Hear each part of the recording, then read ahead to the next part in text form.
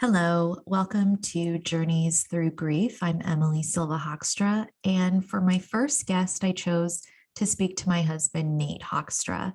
Since he and I went through this grief together, I wanted to share his perspective of living with somebody who's grieving through infertility. And I love the insights that he shares, and I hope that you enjoy this conversation as well. And can I just say, man, I love this man so much. Hello. So I thought that I would start this series with speaking with the person that was with me during my journey through grief. I didn't grieve alone in a cave. I had an audience of one for a very long time. And so I thought I'd bring on my husband, Nate, to talk about our experience going through infertility together. Hello. Happy to be here. Thanks for being here. Yeah. So I think it was a month ago that I had a revelation around my grief and why it took me so long to heal. And we were at dinner one night and I asked you why you didn't get sad. Like, why didn't you cry about our infertility? I think what I needed from you was to see tears so I could feel like I had somebody to grieve with. That's not what that wasn't our case. So why don't you tell us what your answer was? Well, first of all, it's actually really hard for me to cry. I have my own emotional block when it comes to shedding tears, and that's my own journey and my own thing that I've had to deal with. So, to even expect that I would have tears is sort of an unrealistic expectation, as you know. Um, but the other part of the answer is that I wasn't sad, and I'm not sad. Um, and that's the simple part of it. I'm sad for you. I'm sad that you feel like your body isn't able to do what you want it to do, and that breaks my heart because I don't like to see you sad. But when it comes to the idea of having children, that idea is still very much real to me. And I don't think that I am attached to whether or not they're biologically ours or we produce them with our own genes. And so I know that there's other options for us to be able to do that, whether that was egg donorship or whether that's adoption. And so in my mind, being parents is still a very real idea to me, and something that I still expect to happen. Yeah, and I think when I came home from that baby shower and I started crying in the car, like I think it was a year and a half ago, and I told you that I felt happy for her, but I was also devastated. And you said our journey isn't over. It was like you were holding maybe a candle of hope for us when I couldn't. And I also feel like there was this strength about you during the whole journey. Now, we definitely had some really difficult times because grief is very hard on a couple, no Oh matter yeah. what grief you have. But there was a strength that you held. And do you feel like, oh, I've got to be strong for Emily? Was it easy for you to be strong? Like, how did you do all that? I think I just approached it the way that I approach any emotional aspect of our life or something that we go through, or any challenge. Honestly, consciously, it wasn't like I was saying to myself, "Oh, I need to keep hope alive for Emily." It was more or less just me trying to be the husband that you needed, and whether it's grieving not being able to have children together, or whether it's sad about something in your family, or whatever the case. To me, I approach it the same way, which is to love you and do the best I can to hold space for you. And I'm not perfect at that, and I certainly react sometimes, especially when I feel like it gets directed at me. even though I know it's not necessarily about me. But yeah, so I think that was just my mindset, is just holding holding space for you to be able to process. Granted, I think having seen you go through grief, it was more intense than probably the normal types of things that we've dealt with. So Mhm. I think that made it harder. Mhm. It came more often. The emotional, I don't know what you call them, just the storm, the breakdown, the sadness. I think it happened often, so that made it challenging. And in many ways, it's still, sometimes it is still challenging. I don't feel like it's necessarily gone. I feel like we've turned some corners, but I don't expect that, you're never going to feel about this again. Yeah, and I think one of the things that I learned about grief through this process was that grief doesn't go away. Mhm. Yeah, and you've taught me that as well. And I think that being part of that grief writers group really helped me, because one of the women in that group, Lynn, who I'm going to interview as well in this series, just opened my eyes to how you can grieve forever and also still function like a normal human being. But I think, yeah, you're right. There was a lot of downs. Mhm. And I think for the very beginning, um, my anger stage in grief was long. Yeah, yeah, and I think that was the hardest. Um, the anger part is the hardest for me, because it's hard for me to not interpret it like it's not directed at me. I can deal with sadness. I can look at you when you're feeling down in sort of this helpless type of a way, but anger has a little bit of a different energy that I think is more aggressive. And There's an so edge. yeah, and so it's harder to hold that space and not take it as personal. Yeah. Yeah. Well, thank you for being there. And of course. How do you feel that grief has changed our relationship? I think I think it's just given us more capacity to relate with one another and overcome challenges, Hmm. emotional challenges, because this is going to happen again. I mean, we're not going to get the news that we can't have children again. Well, I hope we don't, but we're going to have more challenges, and I think this intense experience has, the fact that we've come through it, at least the thick of it, out alive and still in love, has given us the tools and some of the wherewithal that we may need in the future, and it's helped us handle it better. So when we received the phone call from the doctor, I mean, you were in this room with me when I received it. What was going through your mind?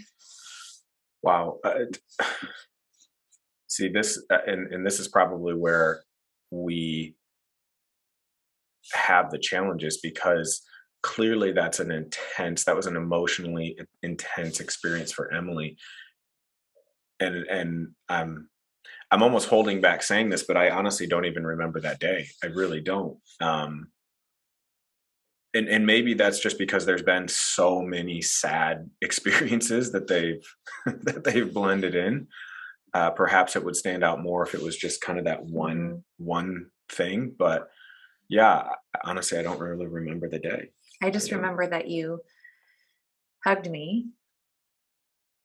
But yeah, I mean, it makes sense that you wouldn't remember the day because Mhm, you had 2 years of sad days. mhm. Yeah, and you've had a lot of phone calls with your doctor where the news wasn't great. So Oh, so I don't, that particular one, I don't remember. that's okay. Okay. It's your story. Whew. So yeah, I mean, that's sort of what I've taken away from the experience. I'm curious though, like what is it for you? What have you learned about grief and about our relationship, having gone through this experience and still in many ways going through it? Yeah, I think, um, I mean, for me, there were times where it was like, he should just leave me and be with somebody younger. Mm. And that was hard. I mean, you didn't say anything, like you didn't make me feel that way, but I think it's normal for somebody who's sad to go to the worst case scenario. And so I had that thought a lot. Like, you should just marry someone younger, somebody fertile, because you can have kids until you're 95, and my time is up. So, and I think I said that to you a few times. Like, I think you heard that many times. And so for me, the way that it's changed our relationship is, I've likened you to a steady oak through my storms. And I feel that your roots grew deeper in our family. Mm. And that just makes me appreciate you more. How so? What do you mean by that? Well, I don't think I've ever been as angry as I was 2 years ago. Mm. And We have the tissue. so I didn't think that I would be as angry as I was. And some of the things that I said were just terrible. And I've learned how to ask for apologies. We've learned how to forgive. Like, we've had to learn a lot of tools. Mm-hmm. And I honestly think this experience has made us closer. Yeah. And stronger. Yeah. Yeah. And, I think that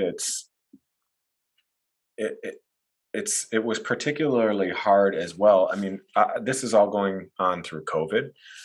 This is going on while our businesses are fluctuating in massive ways, where there was a lot of uncertainty. I took 6 months off of just doing nothing because I couldn't even function. Yeah. So, I mean, sometimes it was hard to even diagnose where the emotion was coming from, Mm-hmm. because there were so many different variables in our life that felt like they weren't working. Mm-hmm.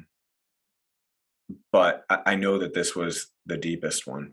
And I do think, I thought of this just now, but part of the reason that for me, and this is just my belief, that it wasn't as hard for me is because, and I wish I had this same belief or this same strength in other aspects of my life, but for this particular thing, having children, to me, it's just so far out of my control that it's just one of those things I've sort of surrendered and accepted that it's either going to happen or it's not, and if it does, that's great. But if it's not, it's like, what else can I do? So I think that we should probably all have that attitude in so many different areas of our life. It'd make it so much easier, but I don't know why it is this particular subject, but for me, I've just been able to surrender to it in that way, because I have such a strong belief that it's like either God's going to have it, allow it to happen, or he's not. And there's a reason for either one of them. So Yeah, I think surrender, what a word, right? It's definitely something that I was reminded of. Yeah. Because it is like a failed expectation. Yeah. I had it in my mind. I had visualized. I mean, we even tried to buy a house during this time. We had visualized Right. this house. We had all these things that we are we manifested each other. And so we are anything is possible. Mhm. And then all of these things that we were trying to manifest weren't happening. And so we've had to learn to surrender. And I think the faith that you have carried us through, because I definitely was holding on a lot longer than you. Mm-hmm. Yeah. Yeah. I think that it's easy to be happy when times are good, and times are better than they were at this point in our life, where we're not experiencing as much stress as we were through COVID or even in our businesses currently. But I think having gone through that, I think it's the next time we go through a valley, it won't be as low as that one, because we've just We we've have dealt with it. tools. Yeah. Well, yeah. And we've Mhm. gone through hard stuff. So it makes you stronger, right? I I mean, guess. I think about like we'll be celebrating our 4-year wedding anniversary and the 4 years that we've been married. Hmm. Like, wow. Yeah. Wow. Yeah. Yeah, for sure. It's been a lot of stuff, a lot of good stuff and a lot of challenges, which Mhm. I'm sure is no stranger to anybody watching. But I also think like it's helped us with contentment Hmm. because we like I say that I didn't grieve in a bubble, but I feel like we kind of grieved in a cave in this one bedroom apartment Yeah. and we got through it and we're Yeah. still living here and we're grateful for it and we get to have beautiful weather and I feel different about the place we live in as opposed to in the beginning of COVID when I was like, get me out of here. Sure. Yeah. I mean, this place became smaller than it is now during COVID because we were almost forced to be in here I a feel lot of the like time. grief was a roommate though, Yeah. because there was you, there was me, and then there was this shadow that lived with us. Hmm. How do you feel about that? Yeah. Yeah. I don't disagree with that at all.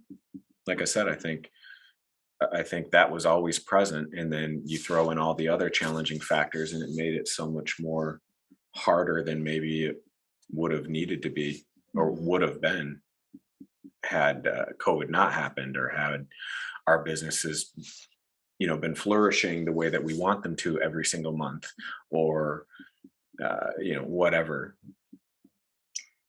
So I feel like to talk about our businesses a little bit, it's like you and I have chosen a life that is not easy. It could be very easy, like there could be lots of rewards, but you and I have chosen to climb mountains. Yeah. Yeah. We've chosen the path of entrepreneurship, Yeah. right? And, and that can be challenging at times. It definitely is not for everybody. It requires a certain amount of emotional strength because there can be so much fluctuation. And I think, I mean, just to tie into the theme of this whole video series is glimmers of resilience. And I think, you know, it takes resilience to run a business. It Mhm. takes resilience to, stay married through grief. How do you see resilience in our lives now? Well, how do I see resilience? I mean, to continue living requires resilience. I mean, to continue getting up each day and enjoying your life despite all the challenges and all of the things that are happening in the world and being able to stay focused and on the things that are great is, I think that's a form of resilience. But I mean, our business, we're still entrepreneurs. It still requires resilience. It still requires you to be self-motivated, you know um, and there's nothing wrong with having a job, but I think one of the things about being an entrepreneur is if you're not motivated or you don't work, then you don't produce. Sometimes you can go into a job and feel just like shit, for lack of a better term, and still get paid for it, and hide behind your desk. I mean, I certainly have done that Me when I too. worked in the corporate world. Mhm. So you can't do that as an entrepreneur. Or you can take a day off, but again, if you do, nothing happens. So yeah, I mean, that's certainly a form of resilience. But What about in our marriage? in our marriage, I don't know. What do you think? I think the willingness to work on things and seek help when we need to seek help, Hmm. reading the books that we read, having these conversations that we have.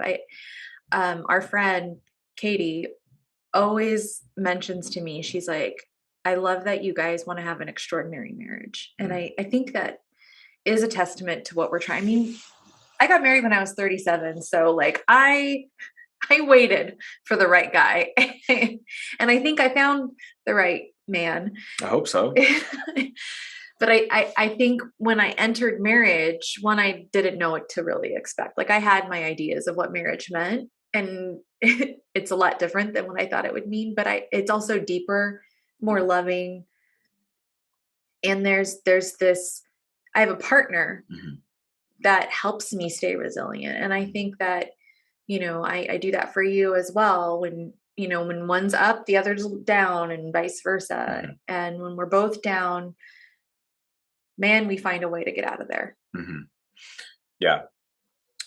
I don't know how this is necessarily related to grief, but I think one of the things that makes our relationship work, amongst many, I mean, there's a lot, but I think underneath everything, no matter what the challenge is, no matter how angry we are at each other or at each other's throats, we always know that we love one another and that we will find a place back to connection and love, Hmm.